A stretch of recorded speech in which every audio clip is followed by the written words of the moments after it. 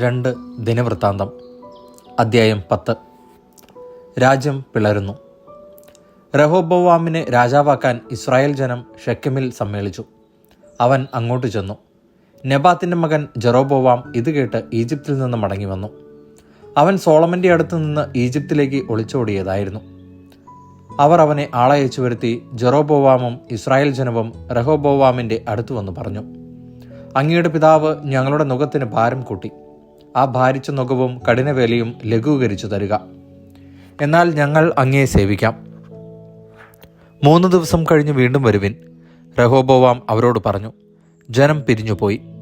അപ്പോൾ റഹോബോവാം രാജാവ് തൻ്റെ പിതാവായ സോളമൻ്റെ വൃദ്ധരായ ഉപദേശകന്മാരോട് ആലോചിച്ചു, ഈ ജനത്തിന് എന്തുത്തരം നൽകണമെന്നാണ് നിങ്ങളുടെ അഭിപ്രായം? അവർ പറഞ്ഞു, അങ്ങ് ഈ ജനത്തോട് നല്ല വാക്കു പറഞ്ഞ് അവരെ സന്തോഷിപ്പിക്കുകയും അവരോട് ദയ കാണിക്കുകയും ചെയ്താൽ അവർ എന്നും അങ്ങയുടെ ദാസന്മാരായിരിക്കും. എന്നാൽ പക്വമതികളായ അവരുടെ ഉപദേശം നിരസിച്ച് തന്നോടൊത്ത് വളർന്ന പാർശ്വവർത്തികളായ ചെറുപ്പക്കാരോട് അവൻ ആലോചിച്ചു, അങ്ങയുടെ പിതാവ് ഞങ്ങളുടെ മേൽ വച്ച നുകം ലഘൂകരിക്കുക എന്നു പറയുന്ന ഈ ജനത്തിന് എന്തു മറുപടി നൽകണമെന്നാണ് നിങ്ങളുടെ അഭിപ്രായം? അവനോടൊത്ത് വളർന്ന ആ ചെറുപ്പക്കാർ പറഞ്ഞു, അങ്ങയുടെ പിതാവ് ഞങ്ങളുടെ നുകത്തിന് ഭാരം കൂട്ടി, അങ്ങത് കുറച്ചു തരണമെന്ന് പറഞ്ഞ ഈ ജനത്തോട് പറയുക, എൻ്റെ ചെറുവിരൽ എൻ്റെ പിതാവിൻ്റെ അരക്കെട്ടിനേക്കാൾ വലുതാണ്.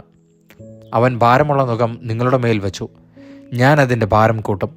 അവൻ നിങ്ങളെ ചാട്ട കൊണ്ടടിച്ചു, ഞാൻ മുൾ ചാട്ട കൊണ്ടടിക്കും.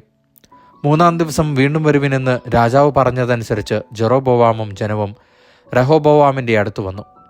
രാജാവ് അവരോട് പരുഷമായി സംസാരിച്ചു. പ്രായമായ അവരുടെ ഉപദേശം ത്യജിച്ച് ചെറുപ്പക്കാരുടെ വാക്കുകേട്ട് റഹോബോവാം രാജാവ് അവരോട് പറഞ്ഞു, എൻ്റെ പിതാവ് നിങ്ങളുടെ മേൽ ഭാരമുള്ള നുകം വെച്ചു, ഞാൻ അതിൻ്റെ ഭാരം കൂട്ടും. എൻ്റെ പിതാവ് നിങ്ങളെ ചാട്ട കൊണ്ടടിച്ചു, ഞാൻ മുൾചാട്ട കൊണ്ടടിക്കും. രാജാവ് ജനത്തിൻ്റെ അപേക്ഷ കേട്ടില്ല. നെബാത്തിൻ്റെ മകനായ ജെറോബോവാമിനോട് ഷീലോന്യനായ അഹിയ മുഖേന ദൈവമായ കർത്താവ് അരുളി ചെയ്തത് നിറവേറ്റുന്നതിനാണ് ഇപ്രകാരം സംഭവിക്കാൻ അവിടുന്ന് ഇടയാക്കിയത്. രാജാവ് തങ്ങളുടെ അപേക്ഷ സ്വീകരിച്ചില്ല എന്ന് കണ്ട് ജനം പറഞ്ഞു, ദാവീദുമായി ഞങ്ങൾക്കെന്തു ബന്ധം? ജെസ്സിയുടെ പുത്രനിൽ ഞങ്ങൾക്കെന്ത് അവകാശം?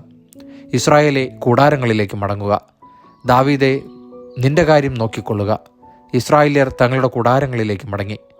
റഹോബോവാം യൂദാ നഗരങ്ങളിൽ പാർത്തിരുന്ന ഇസ്രായേല്യരെ ഭരിച്ചു. പിന്നീട് റഹോബോവാം അടിമകളുടെ മേൽനോട്ടക്കാരനായ ഹദോറാമിനെ ഇസ്രായേല്യരുടെ അടുക്കലേക്ക് അയച്ചു. എന്നാൽ അവർ അവനെ കല്ലെറിഞ്ഞു കൊന്നു. റഹോബോവാം രാജാവ് തിടുക്കത്തിൽ തേരിൽ ജെറുസലേമിലേക്ക് പോയി. ഇസ്രായേല്യർ ഇന്നും ദാവീദിന്റെ ഭവനത്തോട് മത്സരത്തിലാണ്. ദൈവവചനമാണ് നാം കേട്ടത്.